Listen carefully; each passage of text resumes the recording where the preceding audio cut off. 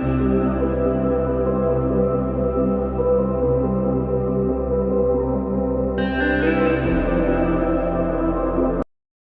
Foodies, welcome to Divi Bhuvi blogs.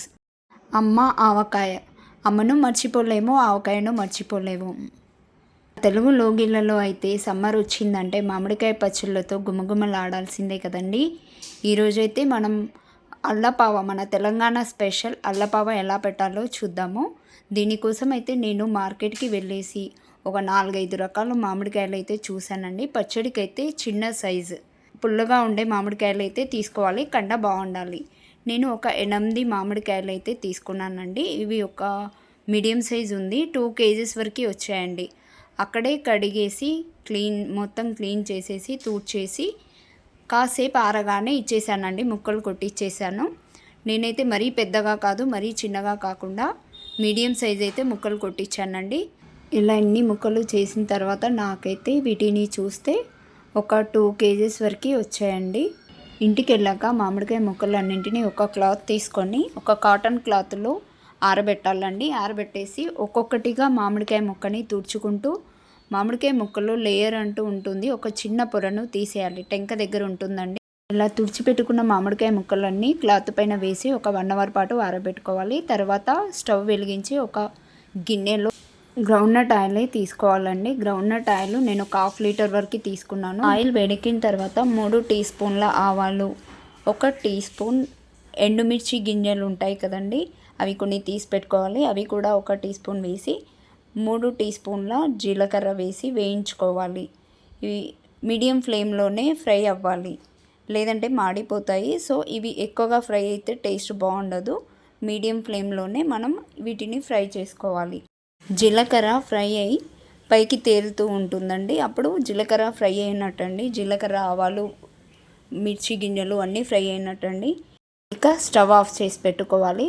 Oil కొంచెం చల్లారిన తర్వాత అల్లం వెల్లుల్లి పేస్ట్ని కొద్దిగా, మనము 1/2 కేజీ చేసి పెట్టుకున్నాం కదండి, 2 కేజీ మామిడికాయలకి 1/2 కేజీ అల్లం వెల్లుల్లి పేస్ట్లో ఒక 1/2 కేజీ వరకు తీసుకొని ఆయిల్ చల్లారిన తర్వాత పోపులో వేసి కలుపుకోవాలి. వేడిగా ఉన్నప్పుడు కలిపితే ఆయిల్ పొంగిపోతుంది. సో జాగ్రత్తగా, మళ్ళీ అల్లం వెల్లుల్లి పేస్ట్ కూడా బాగా ఫ్రై అవుతుంది. సో చాలా జాగ్రత్తగా కొంచెం ఆయిల్ వేడి తగ్గిన తర్వాతే కలుపుకోవాలి. ఇలా పోపులో వేసుకున్న అల్లం వెల్లుల్లి పేస్ట్ కూడా బాగా ఫ్రై అవ్వకూడదు.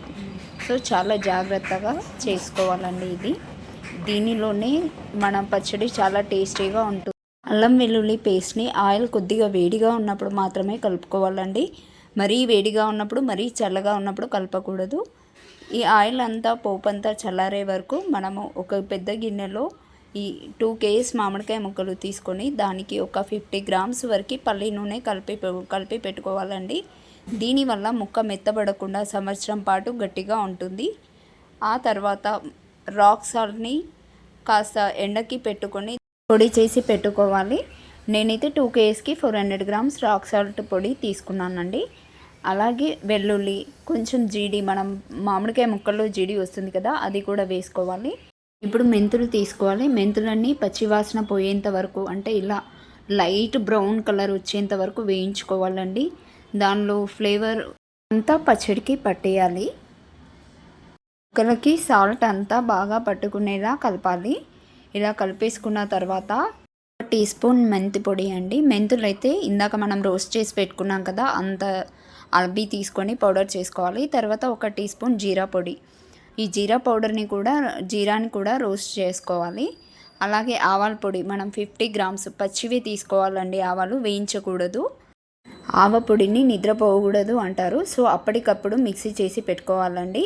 అలాగే కొంచెం పసుపు వేసిన తర్వాత నేనైతే ఇక్కడ 3 మ్యాంగో రెడ్ చిల్లీ పౌడర్ తీసుకున్నాను. ఇది 250 గ్రామ్స్ వరకు తీసుకున్నానండి. ఇవన్నీ వేసి ఒక్కసారి కలియబెట్టుకోవాలి. 3 మ్యాంగో మిర్చి పౌడర్ అయితేనే బాగుంటుంది. ఈ పచ్చళ్ళకైతే ఇదే వాడాలి, మన కూర కారం అలాంటివి వాడకూడదు. ఈ 3 మ్యాంగో పౌడర్ వల్ల పచ్చడి కూడా మంచి ఎర్రగా మంచిగా కనిపిస్తుందండి. అలాగే టేస్ట్ కూడా బాగుంటుంది. ఇప్పుడు అన్నింటినీ ఒకసారి కలియబెట్టుకోవాలి. ఉప్పు, కారం, మనం వేసిన పొడులు ఉన్నాయి కదండి, ఆవ పొడి, అవన్నీ మంచిగా ఒకసారి కలిపిన తర్వాత ఇప్పుడు మనం హాఫ్ కేజీ తీసుకున్నాం కదా అల్లం వెల్లుల్లి పేస్ట్, పావు కేజీ మనం పోపులో వేసాము, మిగతా పావు కేజీ దీంట్లో కలుపుకోవాలండి. ఇప్పుడు అల్లపావ అంటేనే ఈ అల్లం వెల్లుల్లి పేస్ట్ అండి మెయిన్ మన ఇంగ్రీడియంట్ ఈ ఈ అల్లపావకి, మన తెలంగాణ స్పెషల్.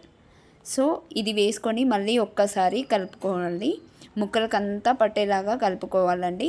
ఇలా ఆవపొడి, మెంతుల పొడి, జీరా పొడి, అలానే ఉప్పు, కారము, అల్లం వెల్లుల్లి పేస్ట్ ముక్కలకంతా పట్టేసుకున్న తర్వాత ఈ పక్కన మనం పోపు పెట్టి చల్లార్చాలండి. ఇది మొత్తం చల్లారాక మాత్రమే మనం ఆ ముక్కలకి ఇది పట్టించాలి పోపునంతా, లేదంటే వేడి మీద పట్టించామంటే కారం మొత్తం నల్లగా అయిపోతుంది.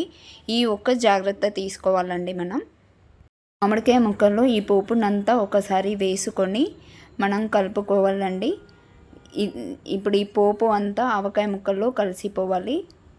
అల్లం వెల్లుల్లి పేస్ట్ కూడా ఫ్రెష్దే తీసుకోవాలండి, ఏవి కూడా తడి అనేది ఉండకూడదు.